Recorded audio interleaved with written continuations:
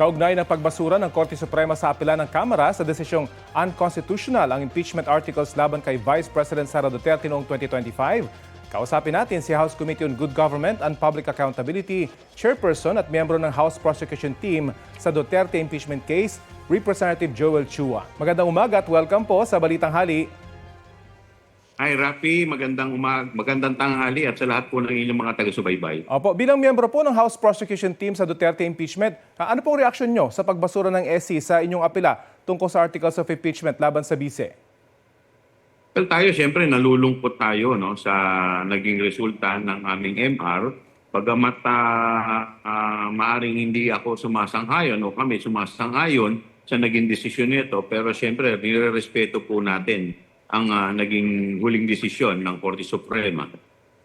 Sabi po ni Senate President Tito Soto, clear encroachment daw sa kapangyarihan ng legislative branch yung desisyon ng SC. Ano pong opinion nyo rito? Well, hindi naman po natin masisisi ang ating Senate President. In fact, hindi lang ang ating Senate President, maski ang ibang mga legal expert ay nagsasabi na nagkaroon ng judicial overreach. Hindi naman din po natin sila masisisi dahil ang alam naman po natin talaga, yung rules ng impeachment, ang House po ay may sariling rules. Bagamat nasa atin ang exclusive power para mag-initiate. Pero kung mababasa po ninyo yung kanilang desisyon netong huli, may mga, pati po yung sa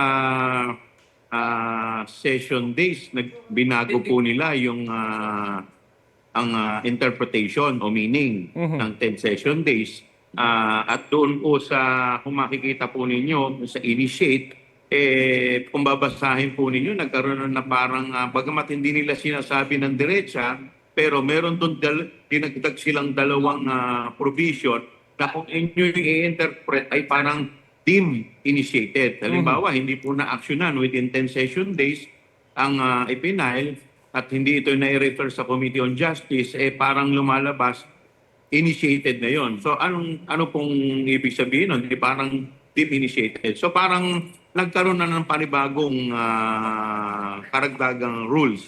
Opo. Ito pong Supreme Court. Bagamat hindi nyo po tanggap yung naging desisyon, alam naman natin kung gaano po kabigat itong desisyon ng Supreme Court at gayong hindi na pwedeng i-apela ito. Pero gusto nyo po bang ipaklarify kung ano ba talaga yung magiging impact ng desisyon na ito or magka-craft ho kayo ng bagong batas para talagang wala ng butas ika nga pagdating sa impeachment? Well, sa ngayon kasi kahapon pa lamang po ito na i-submit. Hindi pa naman po kami nakakapag-usap ng mga kasama natin. Pero sa akin pong pananaw, dahil nga po dito sa bagong desisyon, maaaring siguro baguhin or rebisahin yung House rules. Pero kagaya nga po na sinasabi natin, pag gano'n nangyari, para ang nangyari na yung Korte Suprema na ang talaga ng mga alituntunin at hindi na talaga yung House of Representatives. May nakikita po ba kayo ditong constitutional crisis? Well, kung ito i-contest natin or hindi natin susundin, maaaring magkaroon ng constitutional crisis. Pero siyempre tayo naman po ay gagalangin naman po natin kung ano po itong mga naging desisyon po ng Korte Suprema. Patapos na rin po yung 1-year bar sa filing ng impeachment complaint laban sa Vice at may mga umuugong na usap-usapan na may mag-file ulit ng bagong impeachment complaint. Handa po ba kayo mag-endorso kung sakali? Well, ayoko pong sabihin niyan kasi ako po ay miyembro ng Committee on Justice.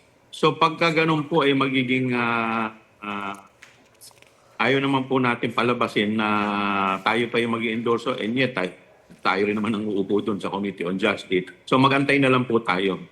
Anyway, ito naman po naging desisyon ng ating Korte Suprema. Hindi naman po nila tinatch yung substance ng complaint. Merely technicality. Ayun na nga po. So technical lang yung naging desisyon ng Korte Suprema. So buo pa rin para sa inyo yung pagiging lehitimo o legitimate ng impeachment complaint laban sa Vice? Well, in terms of substance, makikita naman po natin na talaga namang hindi naman po nila na ito din nag-dwell dito. At doon din po sa decision nila, sinasabi nga nila, yung talagang full-blown trial talaga, nire-recognize ng Manila na ito'y gagawin sa Senado. At itong pasya po ng Korte Suprema, paano po makaka-apekto sa ongoing impeachment complaint naman laban kay Pangulong Bongbong Marcos? Well, siyempre, titingnan natin kung may mga, kasi may mga nilate sila doon na panibagong mga rules, no? Mga alituntunin, kagaya ng pagbibigay sa lahat ng mga miyembro ng kopya, pati ebidensya. So lahat yan, titingnan natin kung yun ay may mako-comply. Pero suffice it to say, gagawin nyo na pong pulido at wala ng butas kung may mga susunod pang impeachment complaint na dadaan po sa inyo.